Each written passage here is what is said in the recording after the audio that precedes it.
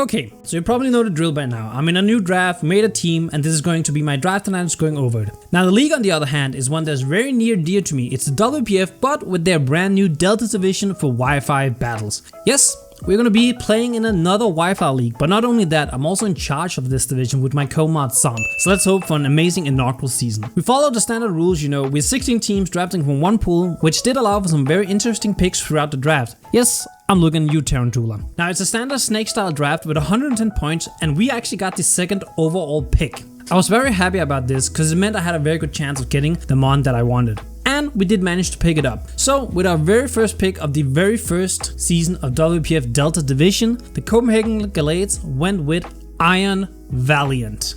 Iron Valiant is an excellent mon, a mixed offensive attacker with the amazing typing of fairy and fighting, also being the first one with this combination. We have access to both sword stance for physical sets and calm mind for special sets, and being a future paradox form also means it can take advantage of the item booster energy, allowing for Iron Valiant to either boost attack, special attack or speed to help break or clean up teams. Overall, I'm very excited to use it and I hope it can help us bring home a championship. After picking up Iron Valiant, we want something to pair with it very well. And while I did have one Pokemon in mind, I actually waited to round 3 to get it because I believed the first pick, who was J-Riggy, didn't want to take it since he already had taken a Dark type. So for our second pick, I ended up going with something that is not usually seen taking round 2, or at least not early round 2, simply because I wanted to use it and I thought it fit very well with what I had in mind for the team, and that was Hisuian Zoroark. So Hisuian Zoroark is a really good mon with the illusion ability, making it so we can have it appear either as Valiant or any other mon we have. It's a really good special attacker, access to U-turn for momentum, get stuff like Flamethrower and Sludge Bomb for coverage, and like Hyper Voice and Shadow Ball or Bitter Malice if you feel like using that is gonna rain from this very hard. And I think there's a lot of mind games you can play with Hisuian Zoroark. Plus, I just really love the design and I really wanted to use it.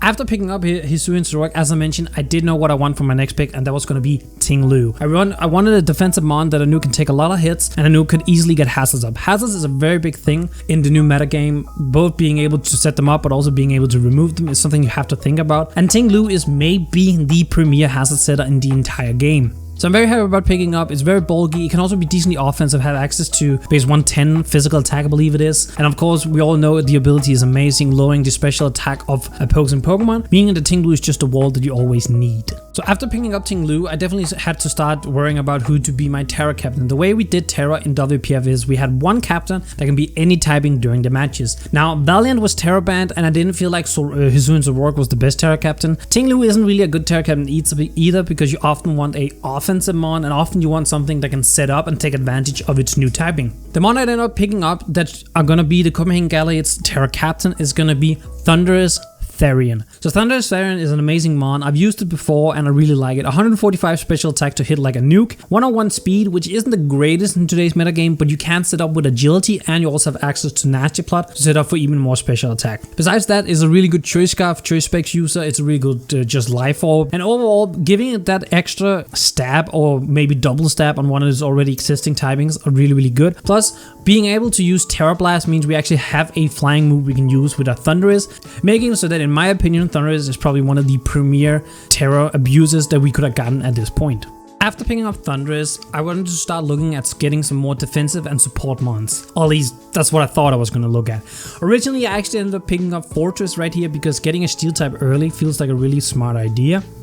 But we ended up trading it for Scizor. So the reason I wanted Scizor is because the rest of my team actually ends up being able to fulfill whatever role it is Fortress was going to do. And having Scizor, which has priority bullet punch and set up with sword stance, really strong U-turns and even access to close combat now, just makes for a better overall mon, especially when, as I mentioned, I can already do what I need Fortress to do with other mons. So we pick up Scizor as our 5th pick. It's still really solid Steel type, can still check a lot of the things the Fortress could. Maybe not as well because it does have a little bit less defense, but it's a little bit faster, and as I mentioned, it does have priority. So I really like that. Now going into mons that can fulfill the role that I originally wanted Fortress to do, here we have Serena. Serena is a pretty good grass type, access to U-turn, rapid spin, doesn't get knockoff anymore, which is a downfall, but it prevents priority attacks, which means it can't get overwhelmed by Chin Power, Ice Shot, or if Weavile get drafted or anything else with priority, which is very nice. Now, Serena definitely does like a little bit of bulk to what you would typically want in a defensive grass type, especially with people spamming EQ over and over with stuff like Garchomp and other strong ground types. But overall, I think Serena can make up for it by being a little bit better offensively. 120 attack is nothing to snuff at, so if I put a Choice Band or Choice Scarf on this thing, it will hurt a lot of teams. So pretty happy about this Serena pickup. Let's hope it can help the team win. After picking up Serena, I wanted to start looking at getting a solid dragon typing. Now, we couldn't get some of the top tiers like Dragapult and Garchomp and all that because they were already gone, and I didn't want like a very bottom one like Ableton, even though I really like Ableton. It didn't fit this team because first of all, I already had Serena, and just overall Ableton, even though I like it, it's not the best one. So we went for like a middle dragon, and what we got was Haxorus. So while I call Haxorus a middle dragon, that's because it's not the most bulky, but man can this thing break. 147 attack actually makes it the highest on our team, I believe.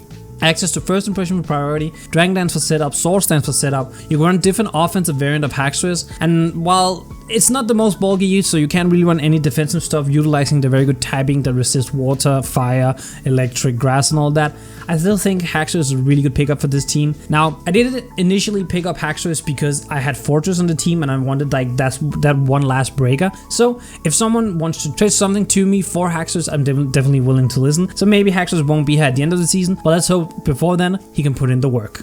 At this point, we didn't have that many points left, and I still needed to pick up a Psychic type. Psychic type is one of those that you really want to have on a team. They're just overall really good. They can provide offensive pressure or even some defense towards the very good fighting types that are in the format. So I ended up going with a somewhat comfort pick because we were, as I mentioned, low on points and we needed something that could do a couple of different things, and that was Delphox. So with Delphox, we get, of course, a good Psychic type offensively, 114 special attack with 104 speed, I believe, which is a pretty good speed tier for us to have. Access to a couple of really good support moves, stuff like switching or whatnot. And almost most importantly, it's also a fire type, which means it becomes a fairy resist. Our team was struggling a little bit with fairies so far. So having Delphox that can switch into all the Moonblast and whatnot if we need to is actually not a bad thing to have. It means our team now has a little bit more of synergy and a little bit more of like a balance when it comes to the typings that we have and that we need. Overall, I'm very happy about picking up Delphox for some relatively cheap points, and I know I've used it before, so I kind of know how to play with it. Following Delphox, and as I just mentioned, we are a little bit weak to fairies. We wanted a poison type, but we were also still lacking a water type. Now, there's not that many water poisons in the game, and I refused, no matter what, to pick up Toxapex. So we took the second poison water that has existed since Gen 2, and that is Qwilfish. Now, I've never actually used Qwilfish before, but Qwilfish is an interesting one. Access to Intimidate, so we can lower attack, pretty decent physical defense with some HP as well. Okay attack, kind of bad special defense, but that's something we just have to get around.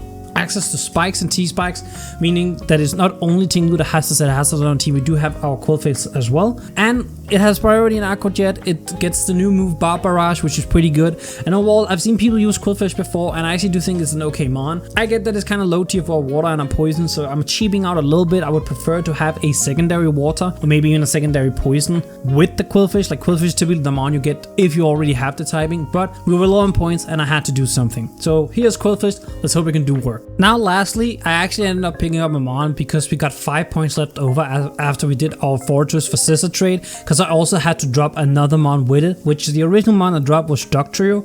Now, I only picked up Dugtrio because it had a higher speed than Iron Valiant, and I didn't really know what else to pick up at the time. It was kind of interesting, but I don't know about the whole arena trapping. I don't know how good I would be at using it. So I ended up dropping it so I could pick up so I could do the Scissor for Fortress trade, which meant we had these 5 points left. Now, for 5 points, you cannot get a world-breaking mon, right? You just need to get a mon that can maybe close some holes here and there. Maybe if you bring it to 1 or 2 matches and hope it does some work. And that mon for us was Bellibolt. So Bellibolt is a secondary electric type that is on the ground, unlike Thundurus, which is in the air. But Thundurus has Volt Absorb, so it's not even because we have a really electric weakness. The real weakness we had was flying. We had no resist to flying because Scissor, being our steel type, does not resist flying type because it's also a bug type. Thundurus was the only real resist we had, but there's some instances where Thundurus is no longer an electric type, which means we won't have a flying resist. So picking up Bellibolt is a pretty good low tier option. Access to recovery so it doesn't die immediately. Get the static ability or the new electromorphosis ability, meaning you will boost your electric attacks when you attack. And overall, he's just a sweet little guy, so maybe I'll bring him for some matches and people will say, oh, he's too cute to kill. Let's just pretend they will do that, okay? Please? But yeah, that's the team for the Copenhagen Galaxies for WPF Delta Division. I hope you all enjoyed this, and as always, If you like the video, make sure to leave a like on the video, leave a comment below with thought of the draft analysis, and subscribe to the channel for future content, not only WPF Delta, but we're also going to be in other leagues in the future, so watch out for that. And I'm out. Peace, YouTube.